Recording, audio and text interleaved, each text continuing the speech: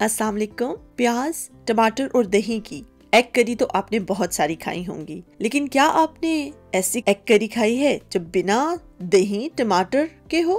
तो आज हम बनाएंगे बिहारी एग करी, जो बहुत ही डिफरेंट है बट उसका रिजल्ट एक्सीलेंट है। तो चलिए बनाना स्टार्ट करते हैं।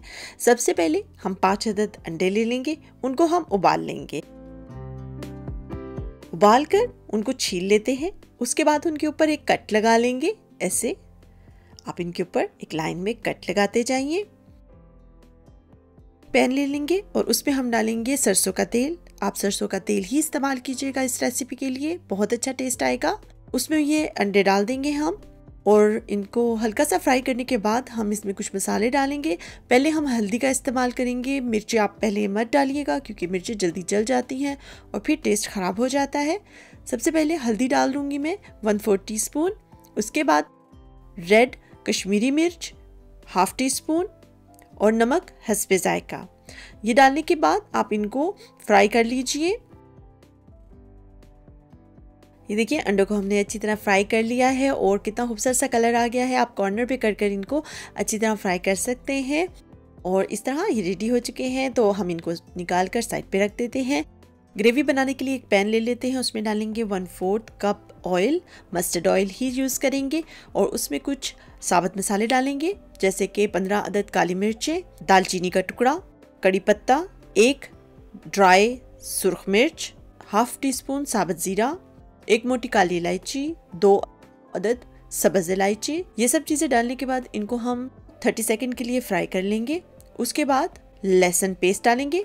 लहसुन पेस्ट मैंने बना लिया था ताज़ा, 1 टेबलस्पून आप वो डाल दीजिए।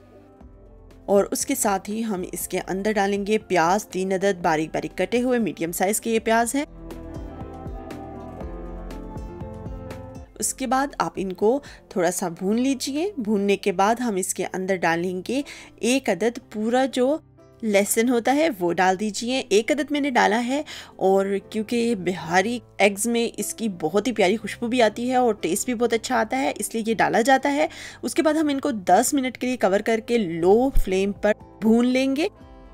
तो जैसे ही आप ये देखिए 10 मिनट के बाद आप देख सकते हैं कि प्याज ट्रांसपेरेंट सा हो गया है और ऑयल भी बाहर आ गया है।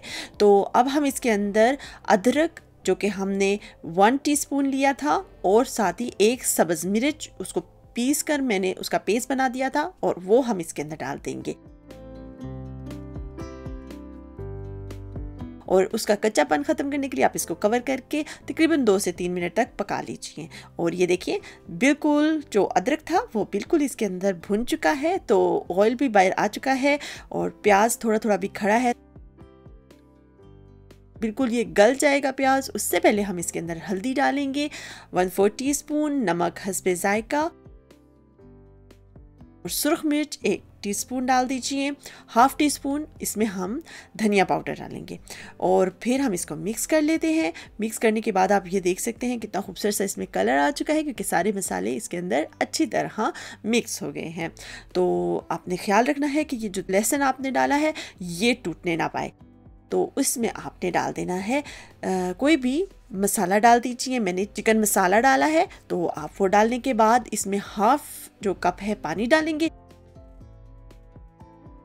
और 5 मिनट के लिए इसको कवर करके रख देंगे।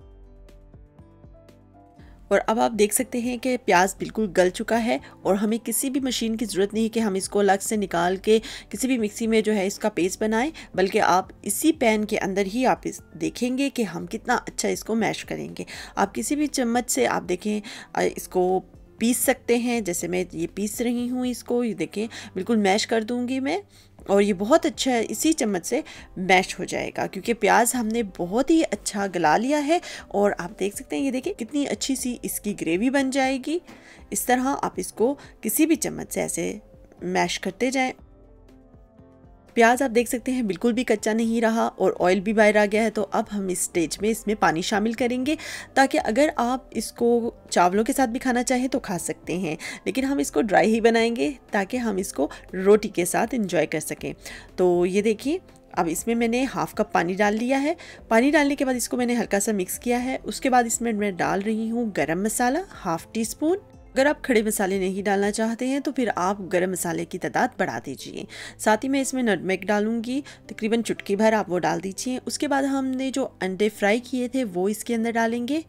इस तरह ये देखिए कितनी अच्छी ग्रेवी सी तैयार हो रही है। करी बहुत ही टेस्टी लग रही है और खुशबू भी बेहतरीन आएगी इस स्टेज पर। और हम इसको हल्का सा मिक्स करेंगे। उसके बाद हम इसको कवर कर देंगे और 10 मिनट के लिए हम इसको लो फ्लेम पर पका लेंगे।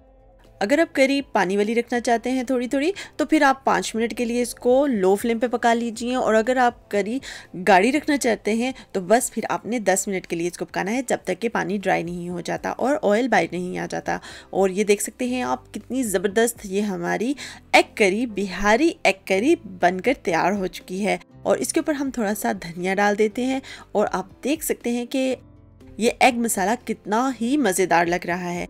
सुबह का नाश्ता हो, दिन का लंच या रात का डिनर, आप तीनों टाइम पे इसको एंजॉय कर सकते हैं, नान या रोटी के साथ या मज़ेदार पराठों के साथ। इसको ज़रूर ट्राई कीजिएगा और मुझे कमेंट बॉक्स में बताइएगा कि आपको ये बिहारी एग करी कैसी लगी।